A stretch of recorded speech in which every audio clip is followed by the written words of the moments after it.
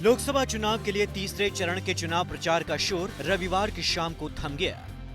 बिहार में तीसरे चरण में झंझारपुर, सुपौल, अररिया, मधेपुरा और खगड़िया में 23 अप्रैल को मतदान होना है। तीसरे चरण में ताल ठोक रहे 82 प्रत्याशियों की किस्मत का फैसला 23 अप्रैल को 88,31,000 वोटर करेंगे। बिहार में लोकसभा चुनाव के तीसरे चरण में झंझारपुर में 17, सुपौल में 20, खगड़िया में 20, अररिया में 12 और मधेपुरा में 13 प्रत्याशी हैं। 5 संसदीय क्षेत्रों में कुल मतदाताओं की संख्या 88,31,956 है। इनमें पुरुष मतदाताओं की संख्या 46,22,718 है। महिला मतदाता 42,08,986 हैं। मतदाताओं में 252 थर्ड जेंडर के लोग भी शामिल हैं। लालू यादव की हत्या की साजिश और उन्हें जहर देकर मारने के राबड़ी देवी के आरोप पर अब बिहार के उप मुख्यमंत्री सुशील मोदी ने राबड़ी देवी पर निशाना साधा है। सुशील मोदी ने राबड़ी देवी के बयान पर पलटवार करते हुए कहा कि लालू यादव की जान को खतरा सरकार से नहीं बल्कि उनके घर के सदस्यों से ही है।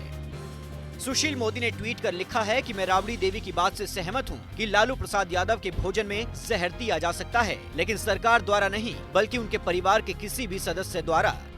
लालू यादव के परिवार को अभी झगड़े का सामना करना पड़ रहा है। अब लालू यादव को बाहर से आने वाले भोजन को ना दें और उचित जांच के साथ जेल का ही भोजन दें।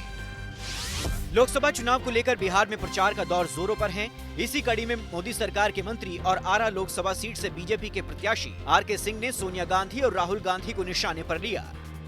मंत्री ने विपक्ष पर जमकर निशाना साधा और बारी बारी से सोनिया गांधी और राहुल गांधी, इसके अलावा महागठबंधन के नेता अखिलेश और मायावती और ममता पर भी अपनी भड़ास निकाली।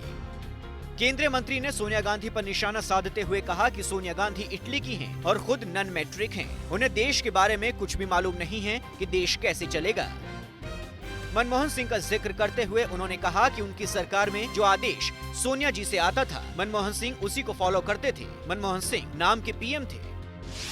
सीतामढ़ी में जेडीयू प्रत्याशी के समर्थन में चुनाव प्रचार करने पहुंचे केंद्रीय राज्य मंत्री अश्विनी चौबे ने पूर्व सीएम राबड़ी देवी पर निशाना साधते हुए कहा कि राबड़ी देवी भाभी हैं हमारी, वो घूंघट में ही रहें।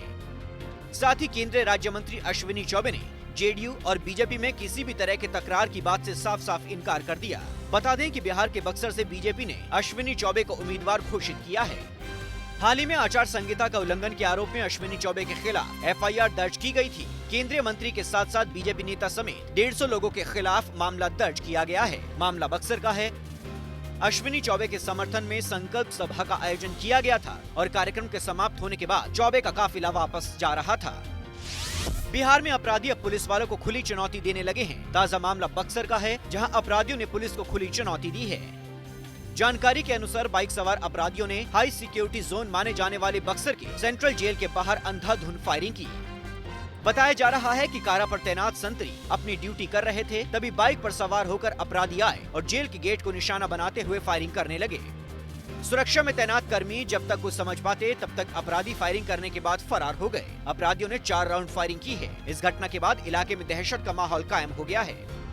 मालूम हो कि बक्सर का केंद्रीय कारागार सुरक्षा के लिहाज से काफी संवेदनशील माना जाता है। सेंट्रल जेल में कई कुख्यात अपराधी बंद हैं। दिन दहाड़े हुई फायरिंग की घटना से पुलिस के अधिकारी भी सख्ते में आ गए हैं। बिहार तक।